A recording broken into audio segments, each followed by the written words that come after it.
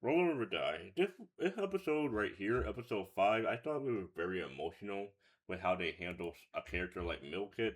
When you see someone like Flom, who is like, she is observably angry about what she had witnessed. She is observably angry the fact that someone like Milkit is being assaulted, and the fact that the one light in her life and potentially being destroyed, all hell broke loose. Like the fact that she had nothing but pure rage. Like I can't even blame her. The fact that she like immediately held no reservation, killed this person straight up. It was crazy to me to see how much aggression she had in that split second. Like she seemed more mad in this episode than the time they were chasing down that ogre. The fact that someone like this guy stood no chance, obviously, and it was just so wild to see her reaction to all of this, to the point where even someone like Sarah tried her best to.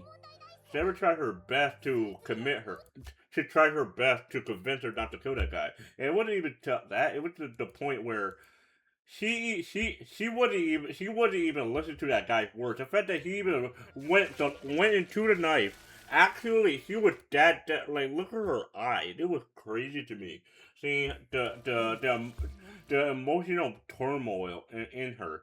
The fact that like she witnessed her friend Milkit like actually being assaulted and like create this absolute demon, and the fact that this guy had the audacity to beg for his life. I thought it was very crazy to me. Like I really liked the episode a lot. Like it was just so crazy to me. And okay, I really like how with someone like Sarah, like she also had that emotional turmoil of where some people need to be some people have to die.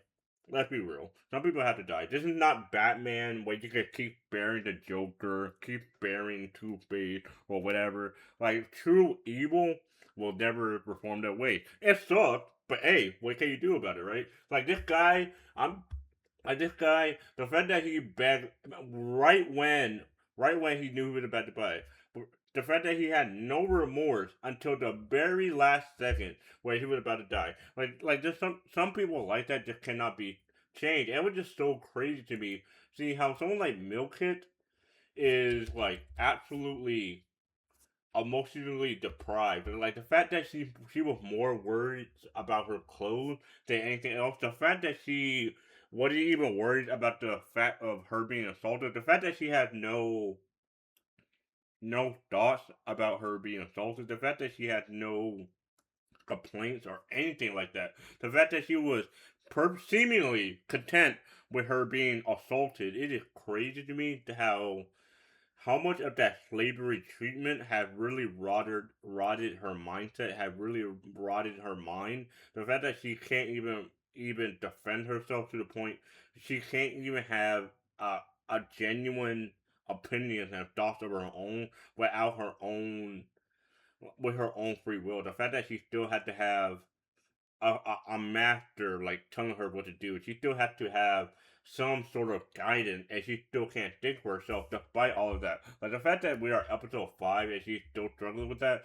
it is so crazy to me because something like this, a character is they're very hard to break through when you have seemingly years of slave treatment, and the fact that she's been told over and over and over again that she's useless, like it was just so sad to me. When even someone like Plum is trying desperately.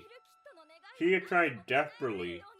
Like the fact that, like, it was just so wholesome to me. Seeing with someone like character like Plum, and the fact that Milkit even admits that she was hoping that she was saving him. It was so cute seeing how like she's trying to get Milkit to break out of the shell. She's trying so hard, and the fact that Slum again, she is trying. She wants to make the best world possible for someone like Milkit.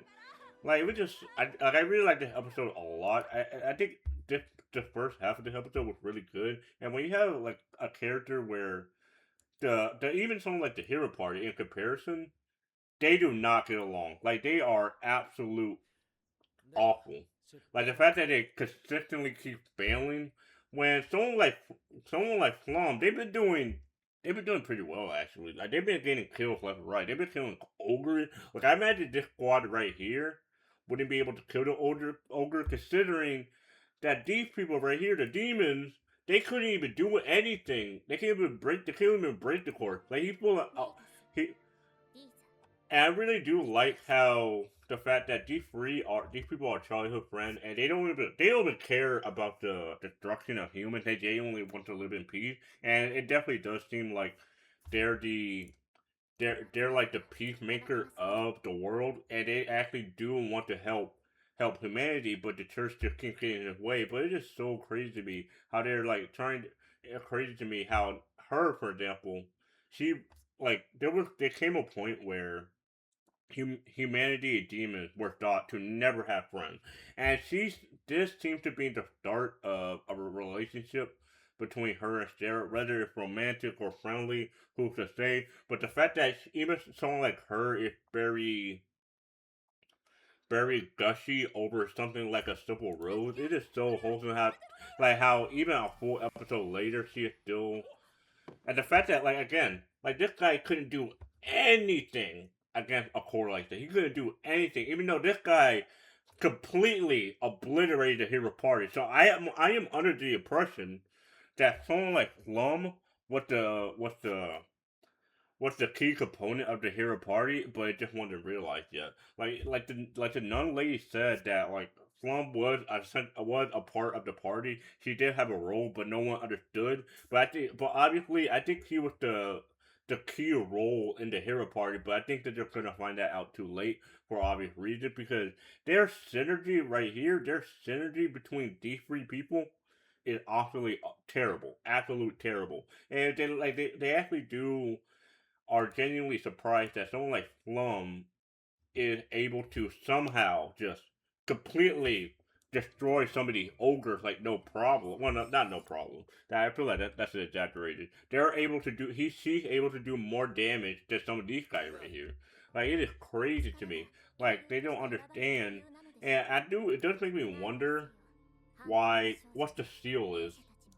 Like I don't know what the point of the seal is, what the seal is, but apparently they're trying to protect the seal and make sure nobody gets around it. Like I don't know, like maybe they explained it in the previous episode, but I don't know what the seal could possibly mean. But the fact that they are worried about the potential unsealing, the fact that they are worried that the world could like actually be destroyed or the piece could be annihilated in an instant. It actually does make me wonder what's the underlying tone with that. But the fact that someone like this girl, like even someone like this girl, she knows that the church is obviously corrupt. Like the fact that they are trying to monopolize, it is crazy to me. The fact that the church is trying to monopolize all the plants for some weird reason. The fact that they're doing shielding daily, it is so weird.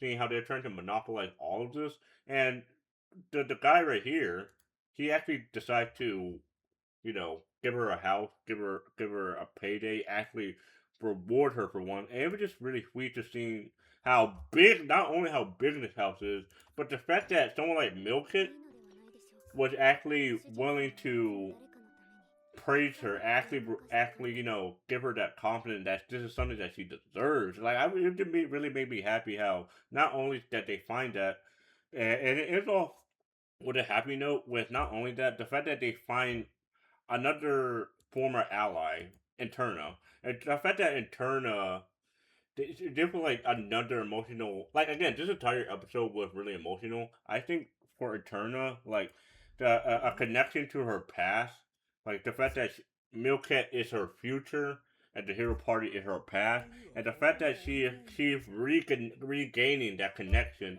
and the fact that the fact that they still have a connection despite the fact they haven't been together in so long, the fact that she's still willing to help out her friend, I just really like that a lot, and it's just so wholesome how the fact that she finally allows herself to break down from the entire ordeal. She tries so hard to be strong for someone like Milkit, but she's willing. This guy Eternal is like willing to comfort her in her time of need. Like it was like not only that, but the fact that she was that finally she can actually get the finally like peel this off, actually get the scar off.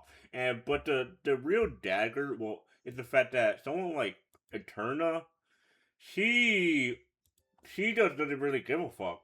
The fact that she had to talk to, she doesn't even give a fuck. Like she is crazy. She still has emotional turmoil. She still has so little value, and she has so little faith in herself that it is so baffling to see how much of that psycho that those mind tricks when you're a slave is still ingrained in her skull. The fact that she has been for slumped for again 5 episodes, and the fact that she is still like this former shell. I genuinely want to know what happened to her family and what happened to her past. I don't know if they're ever gonna explain that, but like just maybe wonder what kind of what kind of personality she had before all the slavery and nonsense.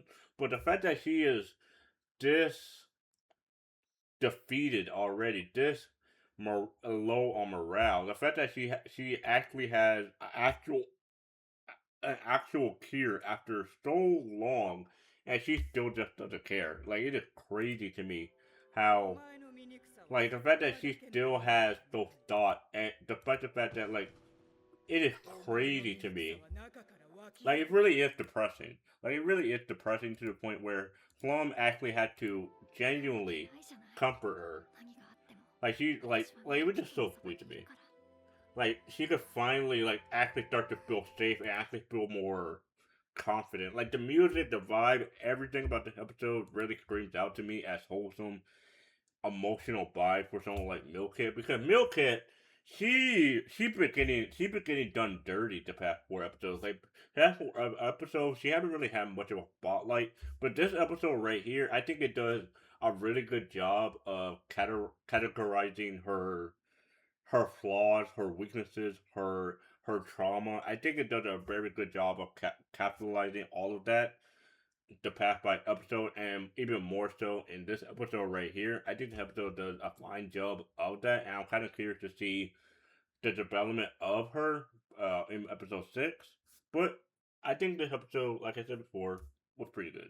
Let me know your thoughts on what you think of Milkit, and let me know your thoughts on this entire episode as a whole. And with that being said, guys, I'll see you guys on the next one.